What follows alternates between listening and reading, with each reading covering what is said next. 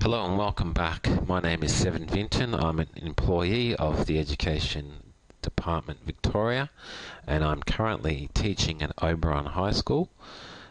Today I'm going to take you on a quick tour of the Outlook and calendar component of the Office 365 on the Education Victoria network. So to start off with, just a reminder that on this, currently on the Department of Education Office 365 network, students only have access to the calendar and mail. So the teacher doesn't have access to the Outlook or the calendar, and this is because it's assumed that they would keep using their EduMail system. So it's just the student side that we are looking at today. So the actual interface here is very much the same as what you are used to from your current Outlook system on your computer. So no real difference here. The inbox folders, contacts, etc. down on the left hand side. Next column across is the actual email that's within those folders, and then on the left hand side the viewing window for each of these emails. So no difference from what you're used to. Composing a new email, top left hand side we've got the new tab here. Click on that and it will bring up a new email for us to compose. So you can see the actual composing window, or the body of the email there. We've got the ribbon here for composing that email. So very similar to your standard Microsoft Word type of ribbon here, just simplified down. To add recipients to this email, very much the same as what you would normally do, and being on the Office 365 network, once you start to type, it will pick up any recipient that seems to fit with what you're typing, so that makes it quite easy. Perhaps the biggest difference that you might be different from the way you currently operate is that when you're sending an attachment, you have a couple of choices here. So you can see this first choice here on attachments or OneDrive files. If we click that, then we have the choice. We can send a file in the traditional way, just attach a file from your computer, so something that's actually stored on the hard drive of your computer, and you can actually send a copy of that file to people, or you can send a link to one of your files that is on the Office 365 cloud. So in this case, if you chose this option to actually send a link to a document on the cloud rather than sending the actual document, it's probably a better option if you want to allow people to make changes to that document and have those changes or edits apply in real time. Quite a bit of a time saver if you're working on a document with other people, or your students have to work on an assignment with other students, and rather than have to compile changes later on, it will just happen in real time. So quite a handy time saver, and it means that everybody can be on the one page, so to speak. So I'll go ahead and show you how that might work. So we just choose a document here. I'm going to choose this one here. Okay, so we don't want to send it as an attachment. We want to share this from our OneDrive area. So I'll go ahead and click that, and that attaches the actual link. So this is attached to the link, not the actual file. we'll go ahead and send that. Oops, sorry. Put a subject in there. Send that. And that will then be sent across the web to my Edumail inbox. There it is. Okay.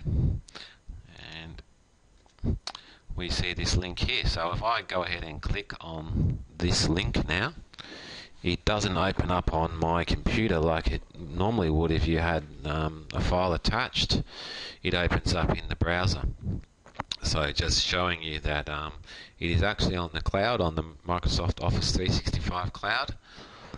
And now there are two people that have access to this, well, at least two people. So this is from the test student to myself. So we can both edit this in real time. So a couple of choices here. If the student had sent a piece of work for you to grade and comment on, you can actually just click on the comment tab there and start typing a comment.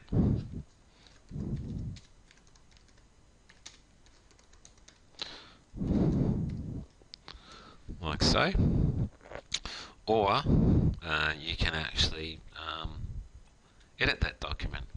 So we get a choice here. We can edit in Word, so it will bring up a copy on our computer using the version of Word, Microsoft Word, that is installed on your actual computer, or you can edit online. And the online version of Word is not that much different. There's a little bit less functionality from the desktop version or your computer version, but not much. So it's quite handy just to edit this in the browser. So I'm going to go and open that document from the student side as well, so we can see how those edits take place in real time. So this here is the same document that we have open in the other browser. So one by the teacher and one by the student in this case. So I'm going to go ahead and just make some changes here.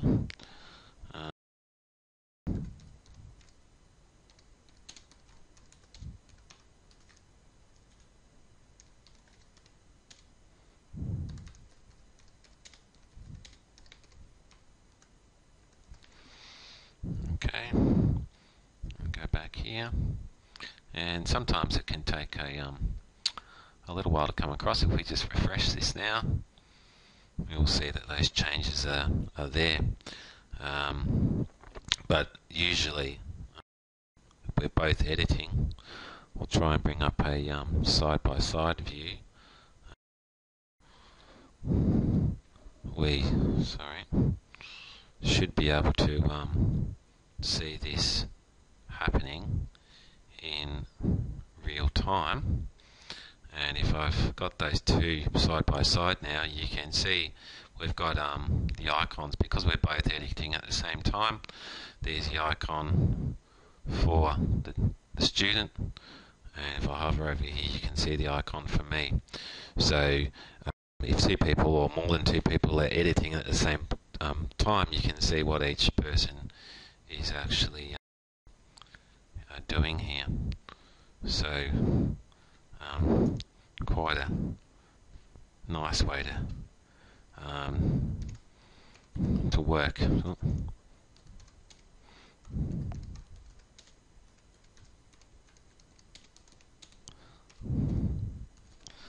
So you can see that that is now happening in real time. So a great way to have your students collaborating. So I'll go back to the student side. So that's we just sent an email with a link to a file which is on the cloud, allowing students and teachers to collaborate in real time on a document. So a little bit different from what you might have previously done, where you might have just sent out the files rather than so everybody had a copy, and then you have to collate the changes later on. Just from here, for our calendar and our web, you do have other options which are a little bit more advanced down under the cog icon here, but I would stay away from those unless you know what you're doing, and generally your students might not ever have to go into this area. It is just you can set up rules for your inbox, etc., blocking mail or reporting junk mail, and so different options for your mail or your calendar or people. So I'm not going to go into that at the moment, but I just wanted you to know that is there under the cog icon, and you'll find that that's consistent right the way across your Office 365. That if you click on the cog icon, it brings up other options and choices for the particular area that you're in. You'll find with Office 365 that it can go as complex as you want it to go. So you can make it as simple or as complex as you want it to be. So the more you know, the deeper you can go into the system. Okay, so that's all for this video. So please stay tuned for the other videos on the Office 365 system, and I'll go into more detail about the specific areas of that platform. So thank you very much for listening.